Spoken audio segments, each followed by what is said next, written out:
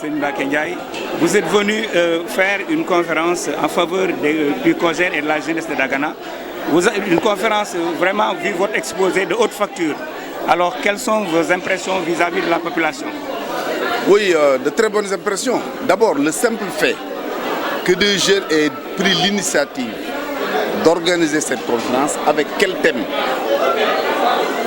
La jeunesse républicaine, donc de l'APR, face aux enjeux des élections législatives, c'est déjà extrêmement important. Le simple fait de prendre le thème. Ensuite, la participation de la jeunesse, bien sûr, également des femmes et des adultes, mais surtout de la jeunesse, c'est extrêmement important pour nous. Cela veut dire que ces jeunes-là sont conscients de leur rôle. Est-ce que la majorité présidentielle va gagner à Dagana ou pas? Ce n'est pas un débat, on ne discute pas autour de ça. Nous parlons de score, nous avons besoin d'un score soviétique. Parce qu'il y a ce que j'appelle la ceinture de sécurité.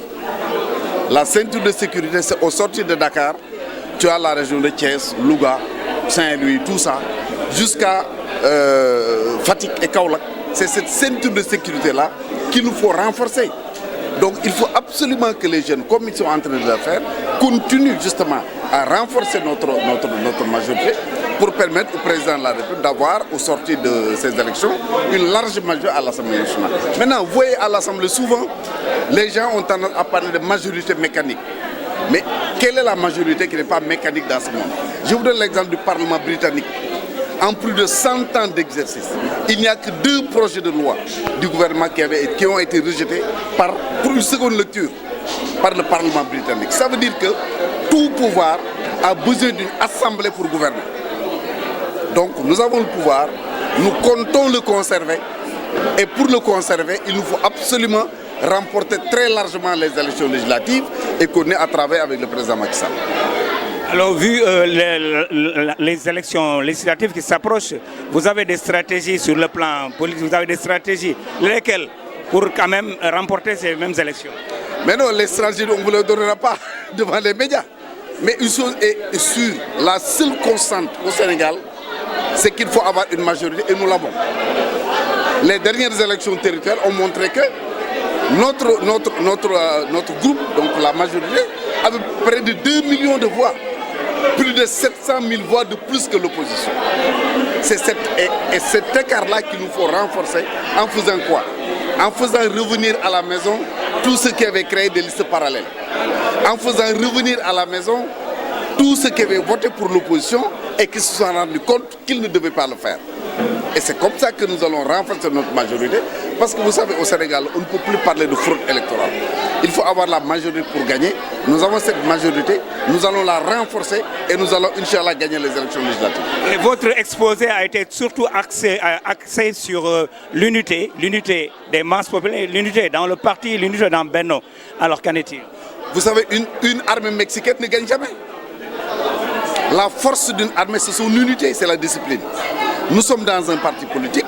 Je peux comprendre, aux élections locales par exemple, chacun peut dire je veux être maire, je veux être ceci, je veux être cela. Nous avons dépassé ce stade. Nous allons vers des élections législatives qui préparent une élection présidentielle. C'est extrêmement important.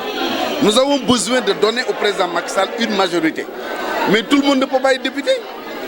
Mais lui, peut-être personne n'est plus méritant que lui. Lui, personne n'est plus méritant, et ainsi de suite. Tout le monde ne peut pas être député. Dans tout le Wallo, vous aurez au maximum 5, 6 à 7 personnes à choisir. Il faut que les autres l'acceptent. Il ne faut pas dire, oui, j'étais là depuis ceci, cela. Non, ce n'est pas un critère. On choisira, parce que qui choisit fait forcément des mécontents. C'est inévitable. Toute personne a le droit d'avoir des ambitions. Mais si on choisit, les autres sauront qu'aujourd'hui, c'est lui qui a été choisi comme maire, je le soutiens. Demain, je serai choisi comme député, il me soutiendra. Un autre jour, c'est un autre qui sera choisi. Mais même si vous n'êtes pas choisi, même si vous n'êtes pas candidat, on ne milite pas dans un parti pour des intérêts personnels. On milite dans un parti pour faire un pays, pour construire un pays. Nous avons la chance d'avoir un chef d'État, un président, en l'occurrence Macky Sall, qui est en train de construire ce pays de long en large, dans tous les secteurs, dans tous les domaines. Donc nous avons la chance de l'accompagner. Il faut aller avec lui et oublier nos modestes personnes. Mais vous appelez les gens à un autre type de militantisme, quoi. Donc le militant, il doit être convaincu avant de rentrer dans le parti. Mais absolument. Maintenant, je peux comprendre que des gens puissent venir dans un parti sans avoir de conviction. C'est normal. C'est la société sénégalaise qui est ainsi faite. Je vous donne l'exemple de sport. Vous habitez avec un jeune lutteur. Tous les jours, il traverse pour aller aux entraînements. Mais s'il a un combat, vous le supportez. Et pourtant, c'est la lutte. Ça ne vous intéresse peut-être pas. En politique également. Quand moi, je m'engage, mes parents viennent me soutenir, mes amis. C'est pourquoi, d'ailleurs, je dénonce souvent un discours malsain, un débat malsain qu'on instaure dans ce pays en parlant d'ethnie. Mais attends, vous vous engagez en politique. Si vos parents ne vous soutiennent pas, qui va vous soutenir? Et c'est dans tous les pays du monde. Allez en France, allez aux États-Unis, partout. Tous les Kandekoué, ils gagnent d'abord chez eux. Pourquoi ils gagnent chez eux? Ce sont des parents, ce sont des amis, ce sont des voisins, ainsi de suite. Pourquoi ce qui va aux États-Unis, en France, n'est pas valable au Sénégal? C'est ça. Je vous remercie, mais monsieur le ministre, vous pouvez me wolof li nga wax. ñëw tase ak ndaw ñi ko organiser bien que jigéen ñi ñëw nañu mag ñi ñëw nañu mais loolu war na ndaw ñi xam nañu lu ñu bëgg parce que li ñu wax naka la ñu pour gagner les élections législatives élection dafa am solo parce que réew mënoo ko jiite te amuloo majorité à l'Assemblée nationale donc génn nañ ci élection locale ndaw ñi ñi ngi woote li ma leen wax lenn la nañu àndandoo nañu booloo ku demoon dañ ko jëli ku créé une liste parallèle nañ ko jëli ku nekk ñu opposition nañ ko jëli àndandoo gagner largement les élections pour may au président de la République liggéey bi nga xam commencé na ko ci bopp réew mi mu mën ko eggale parce que njariñu askan wi la. kon yaa ngi la jaajëfal waaye ministre jërëjëf.